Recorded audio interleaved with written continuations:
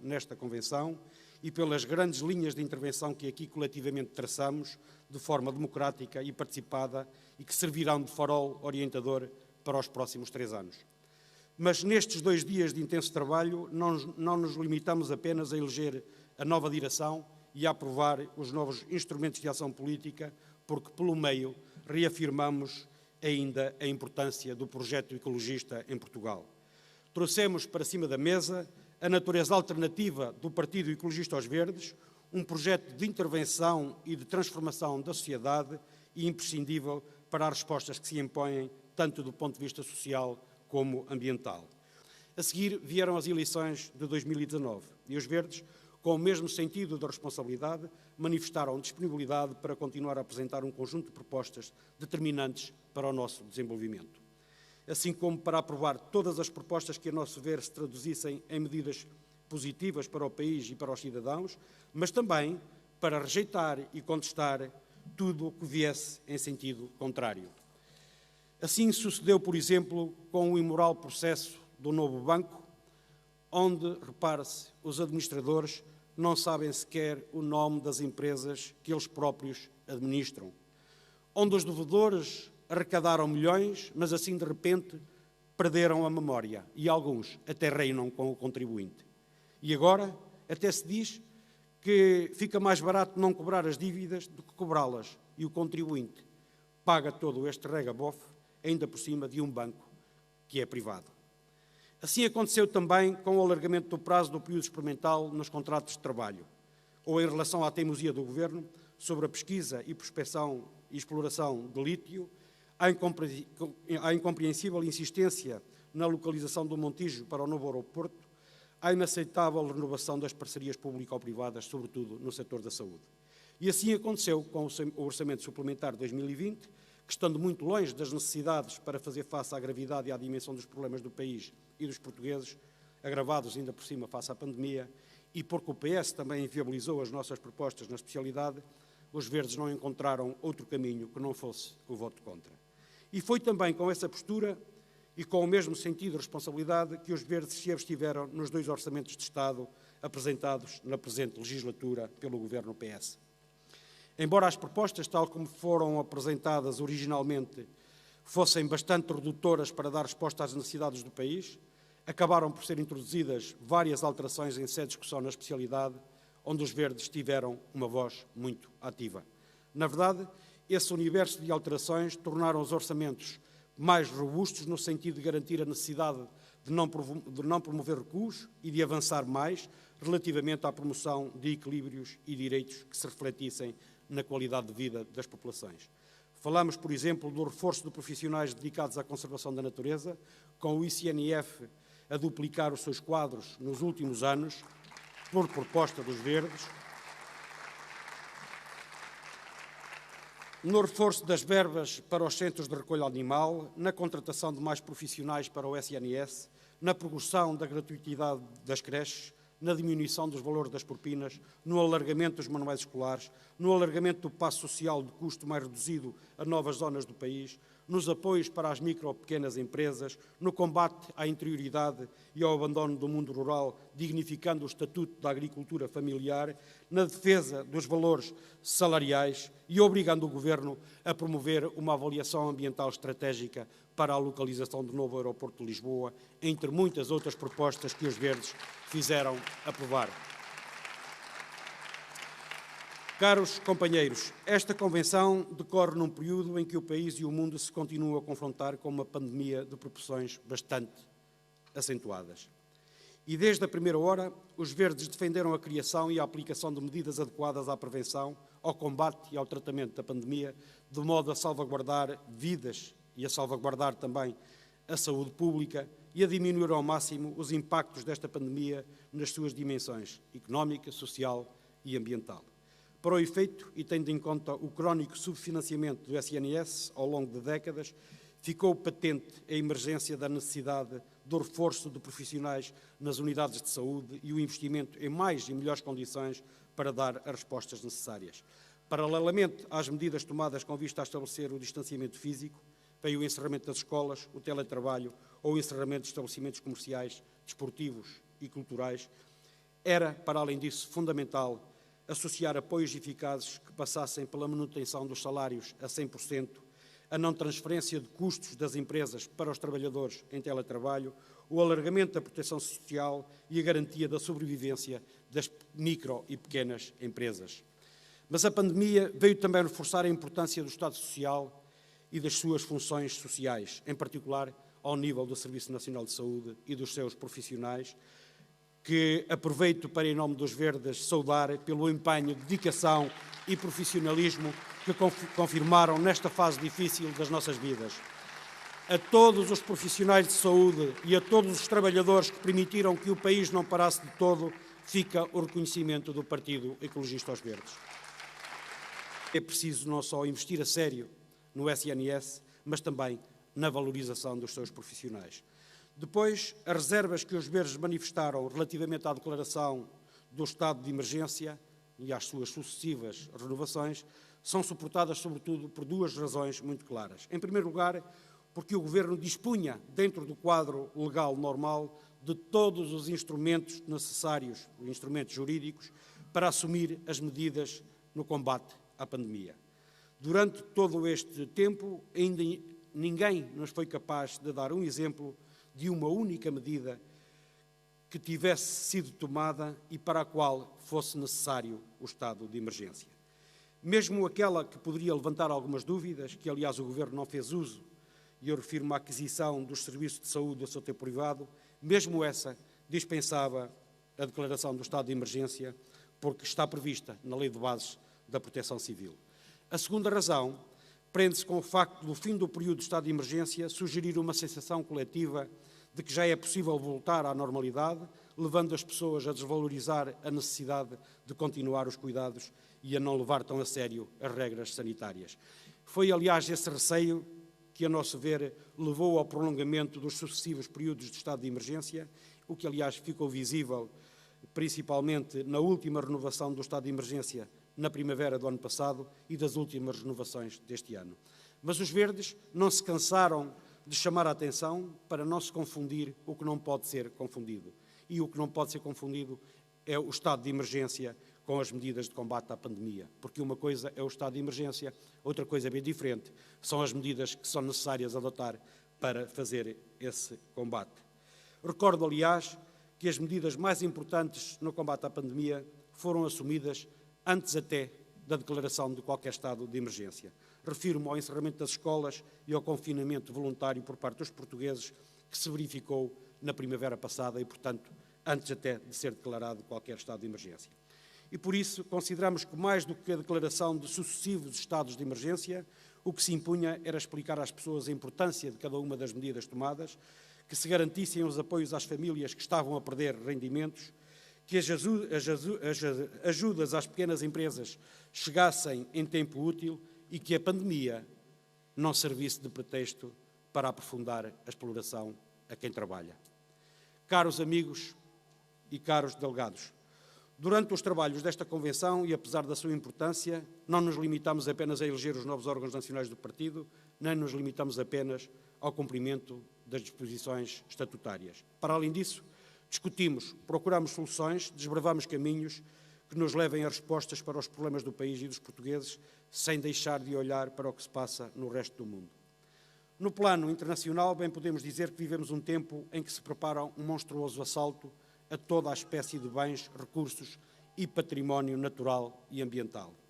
Tudo pretendem transformar em mercadoria, tudo pretendem transformar em lucro, deixando visíveis as ligações do poder económico ao poder político e de que o processo de aquisição de vacinas é apenas um exemplo.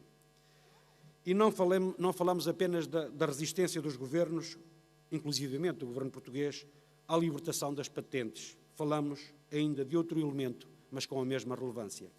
Vejamos, a União Europeia não só pagou a produção das vacinas, e já agora pagou com o dinheiro dos contribuintes, portanto, das pessoas que necessitam das vacinas, como também, com o dinheiro dos mesmos, financiou a respectiva investigação e pesquisa, os ensaios, os seguros de risco para o caso da investigação não ter sucesso e libertou os laboratórios de quaisquer responsabilidades se houver efeitos indesejáveis das vacinas e comprando-as até antes delas existirem. Mas a descoberta é pertença exclusiva das farmacêuticas, o que significa que só elas podem produzir e, claro está, vão fazê-lo ou estão a fazê-lo ao ritmo que melhor encaixar nas suas estratégias de negócio. E quanto aos cidadãos, os cidadãos europeus, que financiaram essa descoberta, ficam dependentes dos interesses comerciais dos laboratórios. Ou seja, com a opção de recorrer às parcerias público-privadas com algumas multinacionais farmacêuticas, a União Europeia ficou literalmente amarrada aos interesses dessas multinacionais. E tornou-se, aliás, absolutamente incompreensível que, precisando nós de soluções que permitam a vacinação em massa com a rapidez que deseja, ficamos limitados aos negócios da União Europeia porque o governo português se recusou a ponderar a possibilidade de comprar vacinas noutros países fora do quadro e fora do modelo da União Europeia. E, portanto, é caso para dizer, deixem-se de trocos e enviem vacinas, porque a vida não pode ser confundida com uma mercadoria, nem pode estar sujeita, enfim, ao lucro, e por isso nós dizemos que se a União Europeia financiou a vacina, fizemos o mais difícil, que foi fazer uma vacina em tão curto espaço de tempo, e parece que estamos a complicar aquilo que era mais fácil, que era a sua libertação. E, portanto, são políticas absolutamente incapazes de assumir a defesa da vida e muito menos dos valores ambientais, como estamos a ver com esta questão das vacinas, porque a sua defesa não é, de facto, compatível ou conciliável com a essência do capitalismo, portanto, que estas políticas, no fundo, procuram eternizar. Mas a situação política no plano internacional é ainda marcada pela continuação da proliferação de conflitos e ingerências e pelo avanço da extrema-direita e de governos antidemocráticos. E se o Trump, de facto, foi um marco bastante negativo para a humanidade, a eleição de Biden não vem melhorar a intervenção externa dos Estados Unidos. De facto, após 30 dias no poder, decidiu retomar os bombardeamentos na Síria, em clara violação do direito internacional e da Carta das Nações Unidas, e continuar a atuar com o propósito de ocupar ilegalmente territórios desse país. Da mesma forma, os verdes condenam a continuada ação de ocupação e colonização e repressão exercida sobre o Estado da Palestina e sobre o seu povo por parte de Israel, com a cumplicidade dos Estados Unidos e da União Europeia. Quando falamos, e ao contrário daquilo que se pretende fazer crer, quando falamos da Palestina, não falamos de um conflito onde as partes estão no mesmo patamar e com os mesmos objetivos. Não. O que se está a passar na Palestina é um verdadeiro massacre. Um massacre onde uma das partes pretende literalmente apossar-se dos recursos e dos territórios do Estado da Palestina. E, portanto, não é um conflito, é uma ocupação em andamento e há muitos anos. E só não vê quem não quer, porque basta olhar para os mapas dos territórios de Israel e da Palestina de hoje e compará-los com os que foram adotados e aprovados pelas Nações Unidas em 1947, para termos a dimensão exata desta nova forma de colonizar territórios por parte de Israel. E falo, mesmo violando as regras mais elementares do direito internacional e ignorando completamente as várias resoluções das Nações Unidas. Aliás, como é público, os Estados Unidos têm vindo a bloquear sistematicamente quaisquer esforços do Conselho de Segurança da ONU no sentido de exigir o cessar-fogo. Não é por acaso que Israel até agradeceu aos Estados Unidos por recentemente ter feito mais um jeito ao bloquear uma resolução do Conselho de Segurança das Nações Unidas que se limitava a pedir uma solução de 2 Estados, a apelar ao respeito pelo direito internacional humanitário e a manifestar séria preocupação relativamente à expulsão pelas autoridades ocupantes israelitas de famílias palestinianas das suas habitações em Jerusalém Oriental. É verdade que o cessar-fogo já foi declarado, mas se ele tivesse ocorrido uma semana atrás, ter-se-iam poupado muitas vidas. Sucede que os Estados Unidos bloquearam mais essa resolução e o resultado está à vista de todos, com os bombardeamentos a atingirem zonas residenciais, a atingirem civis, a atingirem crianças palestinianas e a atingirem também o principal centro de testagem e vacinação contra a Covid-19, que aliás deixou de funcionar, para além de outros hospitais e clínicas médicas nos territórios palestinianos. Recordo que os Verdes apresentaram já ao longo do tempo e por diversas vezes iniciativas no Parlamento com vista ao reconhecimento do Estado da Palestina, mas que foram sistematicamente rejeitadas. No entanto, há uma recomendação aprovada pela Assembleia que recomenda ao Governo que reconheça o Estado da Palestina em coordenação com a União Europeia. E é com profunda tristeza que hoje constatamos que o Governo português passa pela presidência do Conselho do Conselho Europeu sem ter feito o mínimo dos esforços para dar cumprimento a essa resolução. Da nossa parte, continuaremos a exigir o reconhecimento do Estado da Palestina e a manifestar a nossa total solidariedade com o povo palestiniano e com a sua causa. Estendemos também ao povo do Saara Ocidental e à sua luta pela autodeterminação contra a agressão e o colonialismo de Marrocos. Mas, como vemos, os Estados Unidos mantêm-se assim como uma potência imperialista, assumindo-se como polícia do mundo e promovendo ingerências, agressões, operações ilegais e desestabilizações continuadas nos 4 cantos do mundo. Os exemplos não faltam, como é o caso da Líbia, um crime idêntico ao do Iraque, onde inventaram armas químicas que afinal ninguém chegou a ver, mas que foi o pretexto inventado para destruírem o Iraque e o seu povo. O Iémen, que é um verdadeiro genocídio a céu aberto, onde a coligação militar encabeçada pela Arábia Saudita conta com o apoio dos Estados Unidos e a cumplicidade de outras potências da NATO, como o Reino Unido e a França.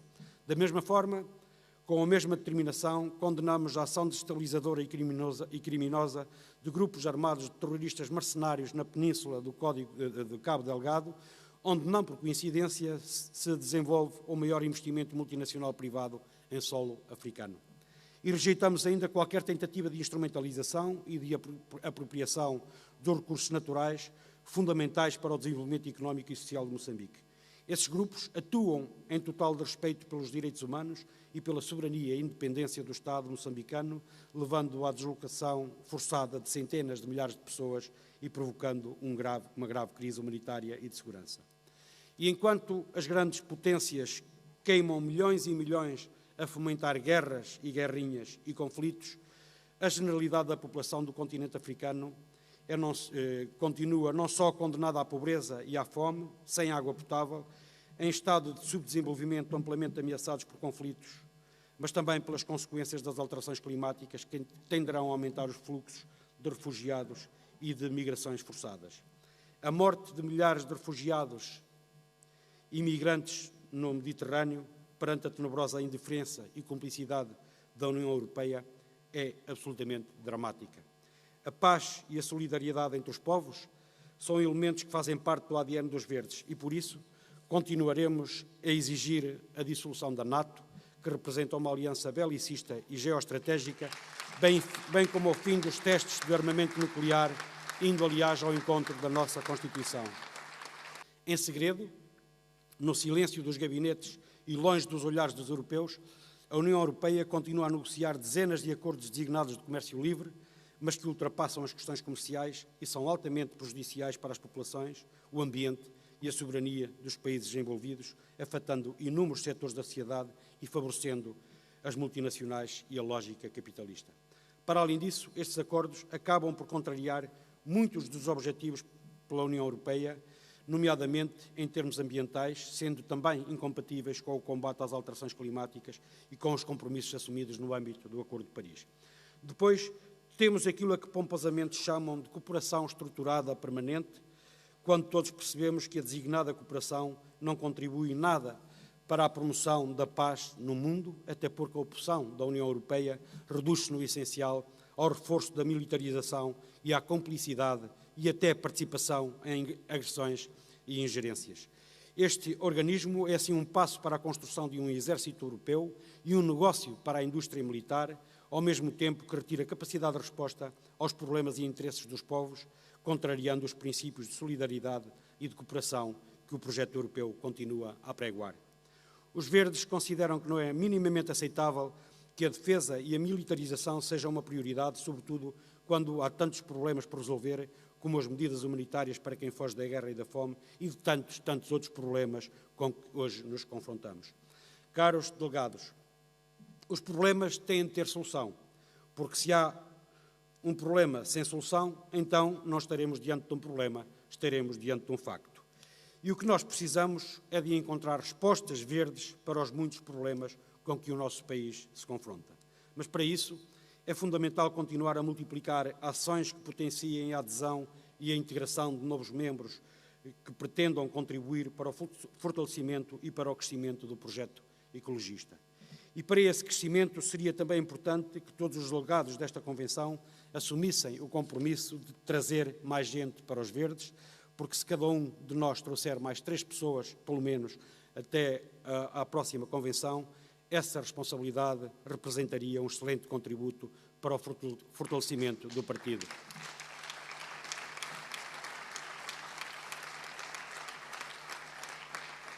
Mais forte, mais expressão daremos às respostas verdes que se impõem.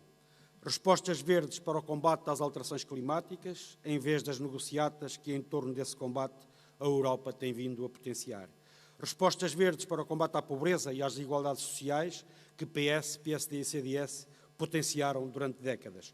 Respostas verdes para garantir a natureza pública da água, para os problemas provocados pelas culturas intensivas, para a exploração desenfreada do lítio, para proteger as nossas florestas e para cuidar e valorizar das nossas áreas protegidas. Respostas verdes também nas decisões sobre a localização do novo aeroporto de Lisboa e de outras onde o interesse público fica de fora. Respostas verdes à corrupção, não só com a criminalização do enriquecimento ilícito, mas também com a exigência de colocar um fim aos paraísos fiscais e aos vistos, sejam gold, sejam green. Respostas verdes para atenuar as assimetrias regionais, para combater a violência doméstica e para impedir o crescimento do populismo e da xenofobia. Respostas verdes aos problemas da legislação laboral herdadas do PSD e do CDS e que o PS teima não só em não remover, como ainda se junta à direita para duplicar o tempo do período experimental. Respostas verdes para fortalecer as funções sociais do Estado, dotando os serviços públicos de meios técnicos e humanos necessários. Respostas verdes para os problemas da mobilidade, com transportes públicos de qualidade e uma aposta séria na ferrovia e nos meios de transporte suave, como é a bicicleta. Respostas verdes para libertar o Parque Nacional do Sudoeste Alentejano e Costa Vicentina das lixeiras de plástico a céu aberto, mas também para os problemas sociais que estão a ser vividos em Odmira, com novas formas de escravatura a ganhar força um pouco por todo o país.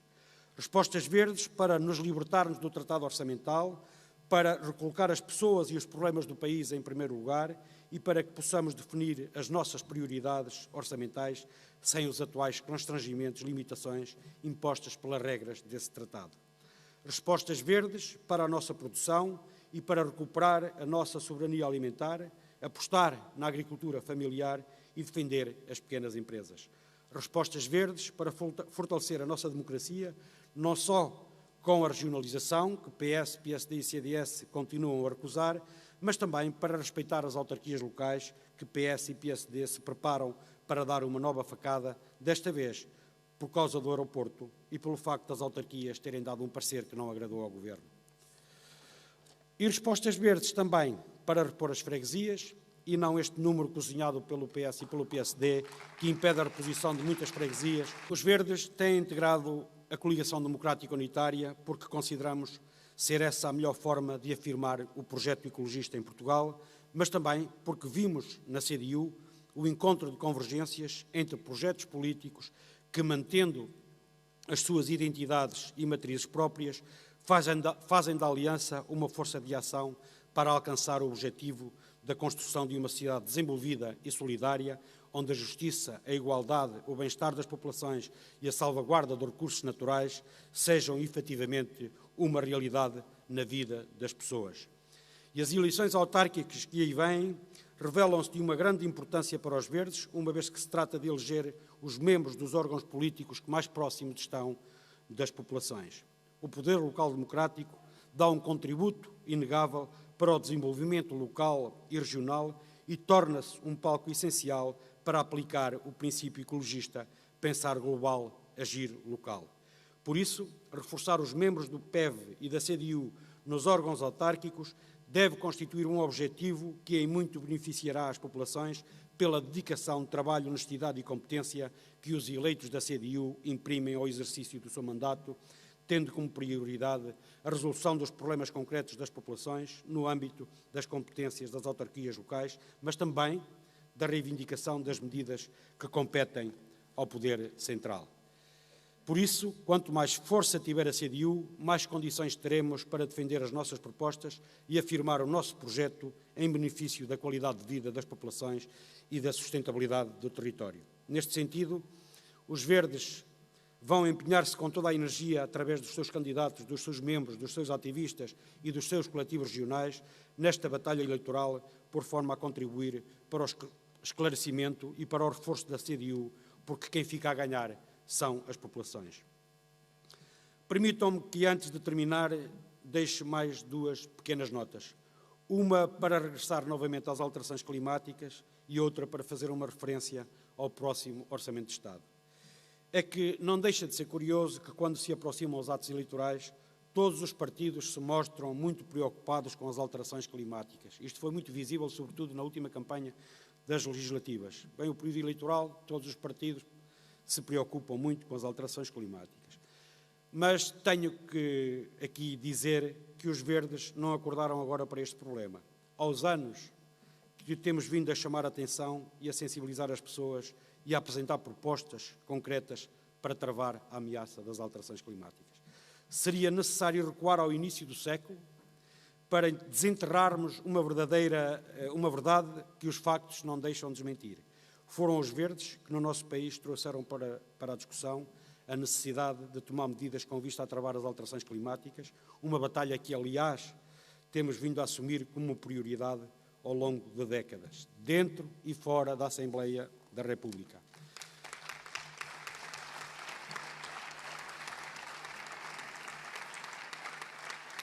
Estávamos no longínquo ano de 2001, quando os Verdes apresentaram na Assembleia da República uma iniciativa legislativa com o objetivo de dar cumprimento ao Protocolo de Quioto e, por essa via, contribuir para combater as alterações climáticas.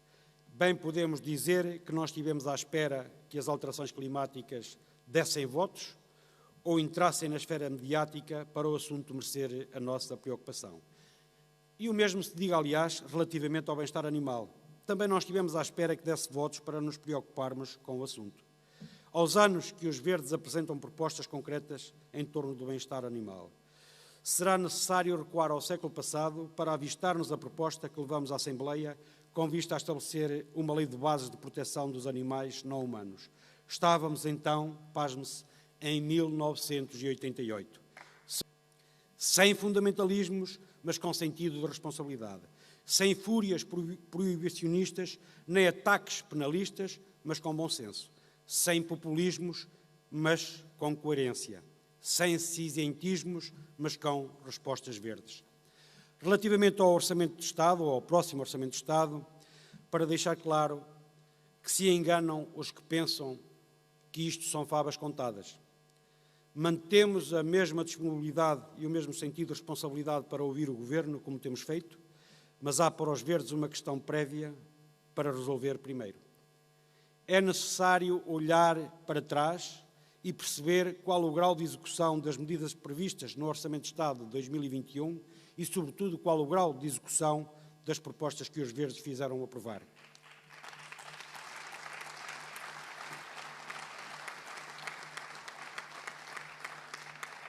Não partiremos para o diálogo sobre o Orçamento de Estado para 2022 sem primeiro termos o ponto da situação relativamente ao orçamento deste ano.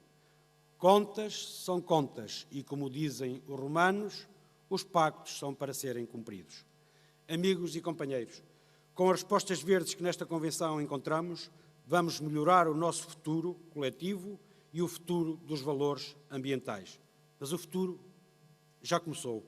Vamos ao trabalho. Viva a 15ª Convenção do Partido Ecologista aos Verdes.